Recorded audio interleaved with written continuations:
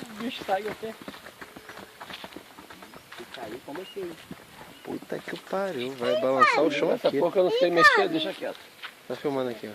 Segura a rédea menor assim, ó. Isso.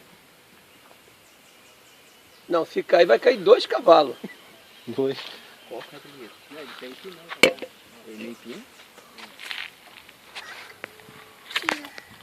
Não dá, porque eu vou ensinar com meu pai. Ele não aguenta, né, Isaac? Não aguenta não? Nem ensinar. Tudo bem?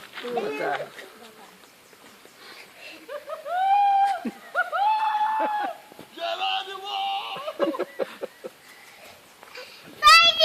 Quando crescer vai dar um trabalho desgraçado. Tu escutou? Vai, Dindinho! Vai morrer. Olha lá o Dindim. Fala, vai, Dindim! Morre. O quê? Vai pro outro lado. Agora ele pega. Olha lá. Olha lá. Ele vai aguentar levantar. Vai, Beto Carreiro! Vai, calma. Eu pensei esse cara Dindim. na pista. Dindinho! Oh, o cavalinho vai ser um burrinho, vai dele. Eu tenho um amigo que é maior do que ele um pouco. Ele pega Chicão, a televisão assim, pra cá. sem sacanagem. Ele chega, encosta o carro na frente. Sou do boiadeiro! Ele pega a televisão, parece que ele tá com uma latinha de cerveja na mão.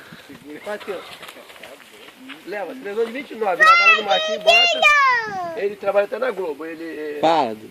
Ele faz ponta na Globo, já foi na Maria Braga. Ele anda assim, ó. Ficou um Monza. Atrás dele não tem nada. O banco encostou no outro. Quase igual dele. Aí ele entrou no carro para dirigir comigo no sábado, quando o carro nós fomos ver. O volante agarrou nas pernas dele. Olha pra cá, vocês dois. Sabe? Agora a profissão dele que já combina com ele. Caminhão que trabalha. Segura as caras.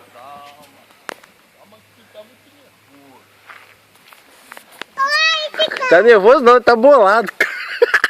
Ele vai assim, mas que porra de filha da puta é esse grande? Calma, em cima de mim, cara. Porra, não, pô!